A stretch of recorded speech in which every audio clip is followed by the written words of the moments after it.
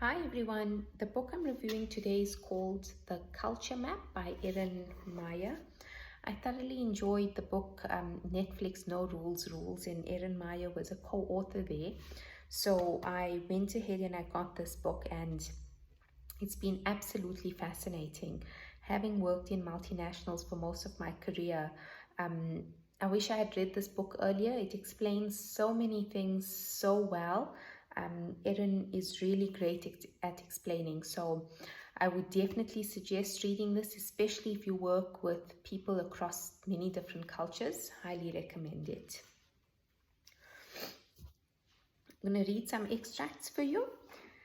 Millions of people work in global settings while viewing everything from their own cultural perspectives and assuming that all differences, controversy, and misunderstanding are rooted in personality.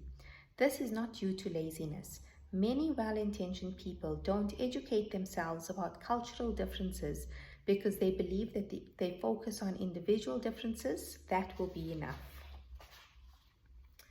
Cultural relativity is the key to understanding the impact of culture on human interactions. If an executive wants to build and manage global teams that can work together successfully, he needs to understand not just how people from his own culture experience people from various international cultures, but also how those international cultures perceive one another. People from all cultures believe in constructive criticism. Yet, what is considered constructive in one culture may be viewed as destructive in another. Getting negative feedback right can motivate your employees and strengthen your reputation as a fair and professional colleague. Getting it wrong can demoralize an entire team and earn you undeserved reputation as an unfeeling tyrant or a hopelessly incompetent manager. I'm glad to see you two together. I was afraid you might not be speaking to each other after the feedback session this afternoon. Willem stared at me in genuine surprise, so I clarified. You looked upset when Martin was giving his feedback, but maybe I misread the situation. Willem reflected. Of course, I didn't enjoy hearing those things about myself. It doesn't feel good to hear what I have done poorly, but I so much appreciated that Martin would be transparent enough to give me that feedback honestly. Feedback like that is a gift. Thanks for that, Martin, he added with an appreciative smile. I thought to myself, this Dutch culture is, well, different from my own. There has surely been a time when you were on the receiving end of criticism that was just too direct. Managers in different parts of the world are conditioned to give feedback in drastically different ways. The Chinese manager learns never to criticize a colleague openly or in front of others, while the Dutch manager learns always to be honest and to give the message straight. Americans are trained to wrap positive messages around negative ones, while the French are trained to criticize passionately and provide positive feedback sparingly. Having a clear understanding of these differences and strategies for navigating them is crucial for leaders of cross-cultural teams. In Germany, we typically use wrong words when complaining or criticizing in order to make sure the message registers clearly and honestly. Of course, we assume others will do the same. My British boss, during a one-on-one, suggested that I think about it, doing something differently. So I took his suggestion, I thought about it, and decided not to do it. Little did I know that this phrase was supposed to be interpreted as change your behavior right away or else. And I can tell you, I was pretty surprised when my boss called me into his office to chew me out for insubordination.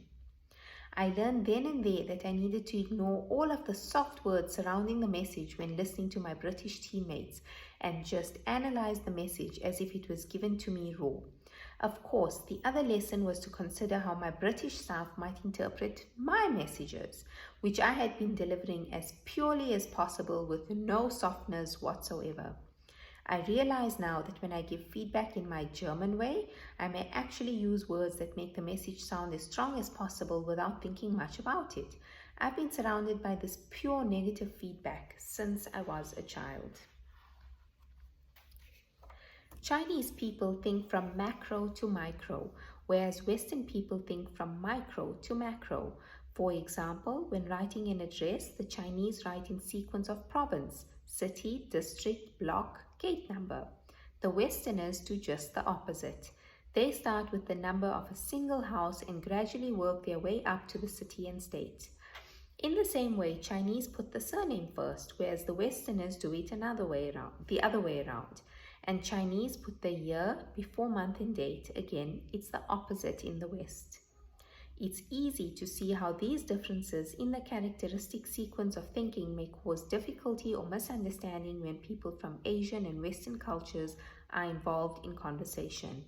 A typical example is that Westerners may think that the Chinese are going all around the key points without addressing them deliberately, while East Asians may experience Westerners as trying to make a decision by isolating a single factor and ignoring significant interdependencies. When all is said and done, humans are flexible. Most of the time, if managers take extra pains upfront to discuss how they are going to communicate, many painful and costly faux pas can be avoided entirely. The problem comes when both parties proceed as Rangan and Peterson did, as if their style was normal and the other party was wrong. Once they understood the other person's behavior, things moved along quite well.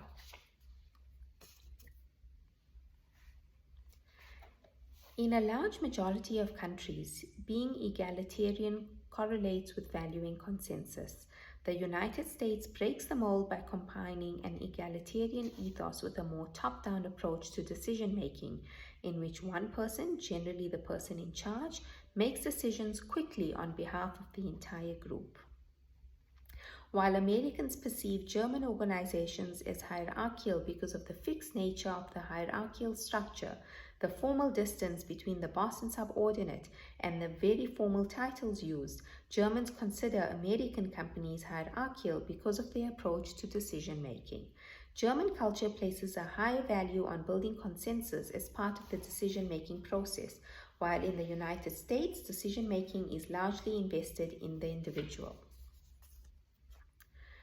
The more both sides of the culture divided talk about it, the more natural it became for them to adjust to one another, and the more they enjoyed working together. As with so many challenges related to cross-cultural collaboration, awareness and open communication go a long way towards diffusing conflict.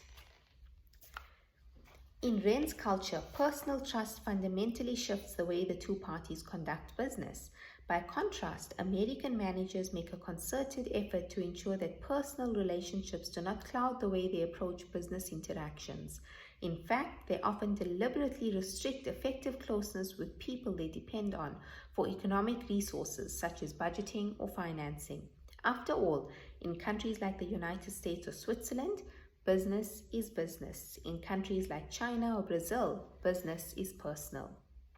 When it comes to building trust, the center of gravity in the global business world has fundamentally shifted over the past 15 years. Previously, managers working in global business may have felt themselves pulled towards working in a more American manner because the United States dominated most world markets. Building trust in a task-based fashion was therefore one of the keys to international success. But in today's business environment, the BRIC cultures are rising and expanding their reach. At the same time, countries in the southern hemisphere such as Indonesia and Saudi Arabia are growing in global weight. All of these countries lie markedly towards the relationship-based end of the trusting scale. Today, if you're a manager aiming for success at an international level and your work brings you to the BRIC cultures or really anywhere in the southern hemisphere, you must learn how to build relationship-based trust with your clients and colleagues in order to be successful. I hope you've enjoyed these extracts. Let me know what you're reading right now, and if you've read this book, also drop me a comment. Thank you.